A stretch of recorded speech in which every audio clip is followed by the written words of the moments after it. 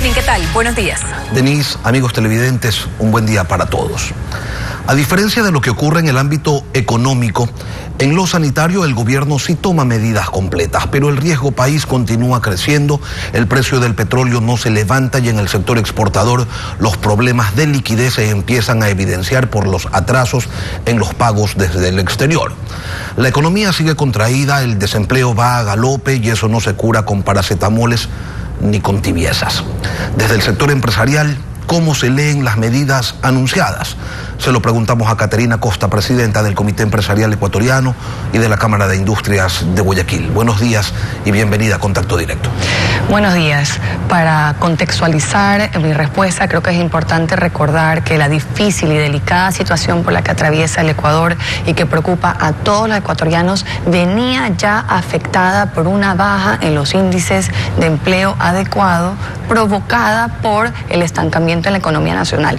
A esto, como usted bien indica, se suma la afectación mundial de un virus que tiene una magnitud nunca antes vista en la historia de la humanidad, impactando a la salud no solo de las personas, de decenas de miles de personas, sino también al comercio global, incluyendo la caída de los precios del petróleo. Y lastimosamente en este momento tengo que decir que esa afectación nos coge sin fondos de contingencia, los cuales sí tienen otros países y que nosotros también tuvimos hasta el año 2008 en que se le metió la mano por parte del gobierno anterior. Por ende, las familias ecuatorianas tienen que entender que si uno llega a una situación de emergencia como la actual, habiendo dilapidados todos los ahorros, es muy difícil lograr encontrar la solución a esta problemática de corto y de mediano plazo sin reservas. Y creo que esa es una de las primeras grandes lecciones, y es que nosotros tenemos que pensar no solo en el corto plazo, sino también en el largo plazo. ¿Esto significa que ustedes respaldan las medidas que anunció el gobierno? No, en ese sentido hay que obviamente evaluar día a día las afectaciones, porque tengo la seguridad de que eso va cambiando. Las causas que están provocando la situación actual van cambiando a esa velocidad y por ende tienen que ir cambiando las decisiones que se tomen para lograr que éstas se vayan superando. En este momento, lo más importante es que juntos, con calma y serenidad, logremos encontrar paso a paso cuál es el camino que debemos tomar. Por un lado, con la política pública, todas las funciones del Estado, el Ejecutivo, la Asamblea, el judicial también, y por otro lado el sector empresarial que tiene, como usted indicaba, ya dificultades en el ámbito del sector exportador principalmente y toda su cadena productiva, pero también otros sectores. Podemos identificar con preocupación al sector del turismo, que está muy golpeado con todas las cancelaciones que se están dando en este momento, la logística, el personal de servicio, obviamente también el comercio. Sectores que por cierto ya venían en un descenso sostenido. Ahora, el gobierno pide que se lo ayude, pero no se deja ayudar. Desde distintos sectores se escucha que este es el momento para iniciar con un desmontaje del subsidio a los combustibles, pero el escaso capital político de un gobierno que parece contar los minutos que le quedan para su salida lo lleva a mirar hacia otro lado. La pregunta, ¿los sectores productivos del país estarían dispuestos a apoyar una medida de ese tipo? Definitivamente creemos que en el corto plazo estas medidas han buscado solucionar las necesidades del Estado, pero no se está evaluando los efectos que nosotros creemos son contraproducentes de transferir fondos del sector privado hacia el sector público cuando todavía no han sido solucionados los problemas estructurales del sector privado. Una de las medidas importantes es reducir y focalizar los subsidios de los combustibles que representan 2.000 millones de dólares para el Estado, y en ese sentido no solo esa focalización o esa reducción, sino que también hay que trabajar para liberalizar la importación y comercialización de los combustibles, pero esto tiene que ir de la mano de una normativa que permita a las empresas privadas que entren en este momento a competir de forma igualitaria con Petroecuador. Asimismo, hay otras otras medidas que son importantes y necesarias en este momento, como por ejemplo definir un tope al gasto público y por otro lado definir las formas o el pacto fiscal que nos permita crear esos fondos de ahorro que no tenemos en este momento y que nos hace más difícil tomar las soluciones. Por el lado positivo, el reperfilamiento de la deuda es tremendamente necesario para reducir los valores que tienen que pagarse año a año.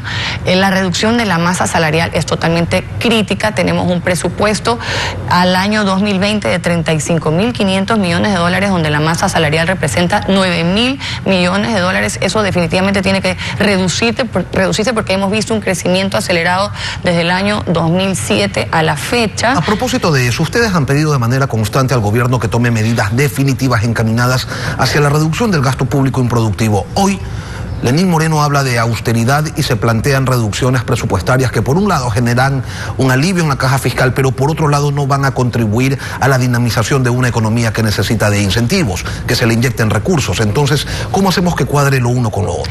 Bueno, esta reducción de la masa salarial definitivamente sí representa un impacto en la liquidez del Estado. Otras que no son a corto plazo, sino a mediano plazo, como la optimización de las compras públicas y bienes y servicios.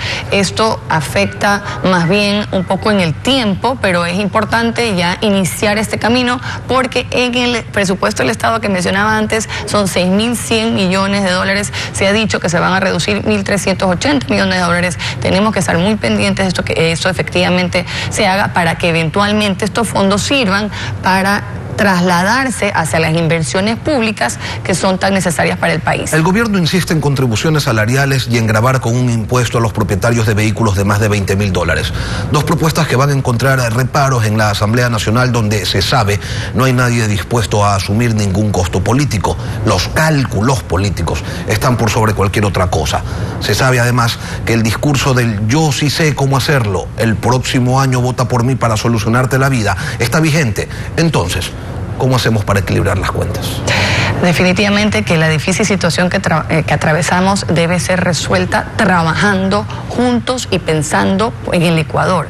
Los 17 millones de ecuatorianos estamos siendo afectados por la situación actual y por ende hay que dejar de lado todo cálculo político y todo interés particular para que juntos, trabajadores, empleadores, sindicatos, gremios, la academia, el sector público, los asambleístas, juntos podamos asumir con responsabilidad nuestro rol, de tal manera que logremos girar el rumbo hacia donde va el Ecuador y buscar días mejores. La única solución es trabajar, trabajar y trabajar para que el país produzca. Eso es actitud, pero ¿tienen ustedes como comité empresarial alguna propuesta en concreto que el Ejecutivo podría adicionar al proyecto que está preparando y que ya mismo remitirá a la Asamblea? Sí, a los problemas estructurales que tiene el sector productivo, que ya pues se ha hablado mucho, relacionados con la competitividad y el estancamiento de la productividad, además de la dependencia del petróleo. Nosotros hemos insistido en que debe diversificarse los sectores donde se hacen las inversiones y vemos una gran oportunidad en el sector minero. Asimismo, estamos trabajando en los temas relacionados con los acuerdos comerciales. Yo creo que el Ecuador entero, con lo que se está viviendo, debe convencerse de que estos son necesarios, del que el camino que hemos iniciado para lograr esos acuerdos con México, con Estados Unidos, la Alianza del Pacífico, son importantísimos. Esta semana hemos presentado y trabajado con delegados de la Vicepresidencia de la República en los temas de tramitología. Hemos entregado una matriz inmensa. No todos los trámites tienen impacto fiscal y muchos de esos pueden alivianarse para poder lograr que se eliminen los obstáculos y los costos que tiene el sector productivo. La reforma laboral también es importantísima. El entusiasmo inicial, usted hacía referencia a la posibilidad de un acuerdo con los Estados Unidos, pero ese entusiasmo inicial por el comienzo previsto de estos diálogos, me imagino que se va apagando debido a los acontecimientos de carácter mundial y que obliga a las naciones a que se ocupen prioritariamente de otras cosas. Mire, el sector productivo, y lo he dicho tantas veces, está empernado al país. Nosotros no vemos los 4 años de un gobierno, nosotros vemos el largo plazo. En los temas de los acuerdos comerciales tenemos trabajando ya muchísimo tiempo y vamos a seguirlo haciendo con el entusiasmo de siempre. Estamos organizados en equipos técnicos que ya estamos coordinando con el Viceministerio de Comercio Exterior y con los equipos de los jefes negociadores para poder lograr avanzar a la velocidad que se requiere, insisto, cuidando a los sectores sensibles. ¿Ya hay jefe negociador? Estamos hablando del jefe negociador del acuerdo con México, cuya ronda probablemente será la próxima semana, y si no es la próxima semana, por las razones... ¿Y para Estados Unidos? Para Estados Unidos, pues habría que esperar el TIC 14 y 15 de abril, y posterior a eso espero que ya podamos iniciar con el apoyo de la embajadora Ivonne Bacchi, y estoy segura que esto será posible porque lo necesitamos como sector productivo, es nuestro principal socio comercial. Hay personas que consideran que las posturas del sector empresarial se han morigerado y que ya no levantan la voz como lo hacían en los tiempos de Correa, que esto responde a la presencia de al menos 2 integrantes o integrantes todavía, pero no en funciones del gremio. ¿Es real? Nosotros trabajamos con todos los sectores que se requiera y tendemos puentes, en este caso como Comité Empresarial Ecuatoriano y como Cámara de Industria de Guayaquil, con todas las instituciones del Estado. En otros países es normal que funcionarios del sector privado o personas del sector privado pasen al sector público y regresen, porque obviamente se necesita de ese aporte, de ese conocimiento de lo que sucede en la única forma de lograr crecimiento de un país, crecimiento sostenible, que es a través de la producción. Pero no es que los tiene frenados el hecho de que haya 2 ministros y que antes formaban parte del comité empresarial. De ninguna manera, los diálogos son abiertos, hay formas de manejar la comunicación. La comunicación en este momento es muy delicada y obviamente se presentan las propuestas de forma técnica y propositiva al interno y al externo también en los casos que son necesarios. Caterina Costa, presidenta del Comité Empresarial Ecuatoriano, gracias por venir a Contacto Directo. Gracias.